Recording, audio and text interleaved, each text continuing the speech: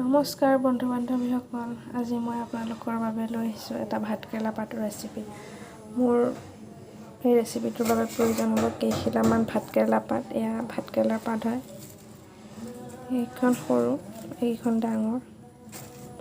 মই ভাতকেৰেলা পাত, মচুৰ দাইল, জলকীয়া কেইটামান আৰু নহৰু, বাছ এইখিনিতে মোৰ এই ৰেচিপিটো ৰেডি হৈ যাব। মচুৰ দাইলখিনি প্ৰথমতে আমি এনেকৈ পানীত তিয়াই ল'ব লাগিব। অকণমান সময় পানীত তিয়াই লৈ এইটো কোমলিব দিব লাগিব। 10-15 মিনিটমান সময় আমি এই মচুৰ দাইলখিনি পানীত তিয়াই ৰাখিব লাগিব। 10-15 মিনিটমান পাছত আমাৰ এই দাইলখিনি, তিয়াই থোৱা দাইলখিনি ৰেডি হৈ গৈছে।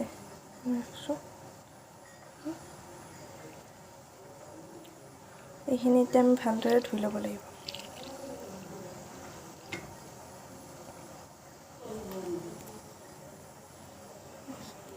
এতিয়া গ্ৰাইণ্ডাৰত আমি এইখিনি গোটেইখিনি মচুৰ দাইল, জলকীয়া আৰু নহৰু দি দিছোঁ আৰু ইয়াত অকণমান নিমখ দিছোঁ। এইখিনি এতিয়া আমি গ্ৰাইণ্ডাৰত মাৰি ল'ব লাগিব।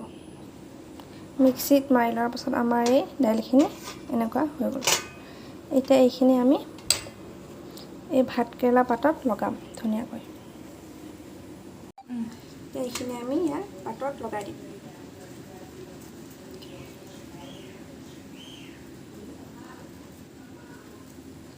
পাতখনৰ এটা ফালে লগাই দিলে হৈ যাব।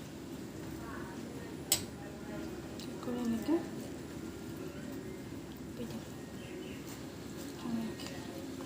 এইটো এটা ডিজাইন আৰু এটা ডিজাইন দেখাম দেই।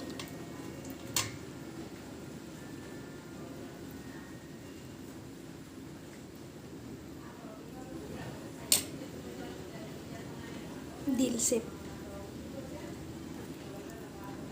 এই দুটা ডিজাইনত আপোনালোকে এনেকৈ সজাই ল'ব পাৰিব। আমি কেৰাহীখন এতিয়া জুইত দি ল'লোঁ গেছত। তাৰপিছত কেৰাহীখন গৰম হোৱাৰ পাছত তেলটো দি ল'ম, মিঠাতেল এনেকৈ।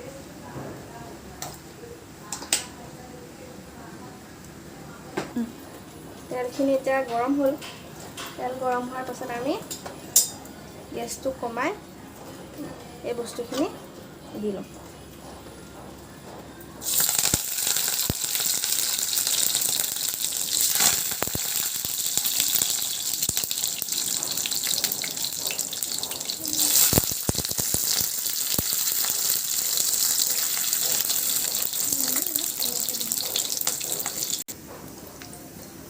এইখিনি আমি লুটিয়াই দিম।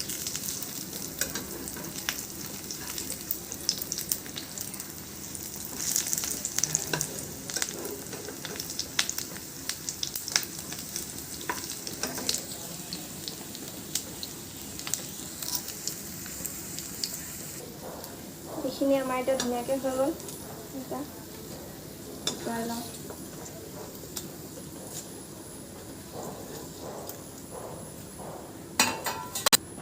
এতিয়া আমাৰ এই দিল শ্বেপটো দিম।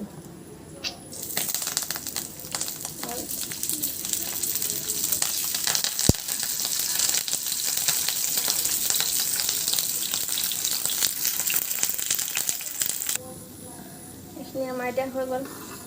নমাই লওঁ ধুনীয়াকৈ।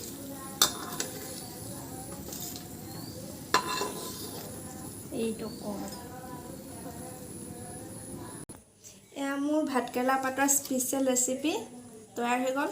আপোনালোকে ঘৰত বনাই খাই চাব আৰু কেনেকুৱা পায় মোক কমেণ্টত জনাব। এয়া চাওক, মুচমুচীয়া দাইলখিনি ধুনীয়াকৈ ওলাই আহিছে। আপোনালোকে খাব, কেনেকুৱা পালে জনাব। ভাল লাগিলে লাইক কৰিব, কমেণ্ট কৰিব।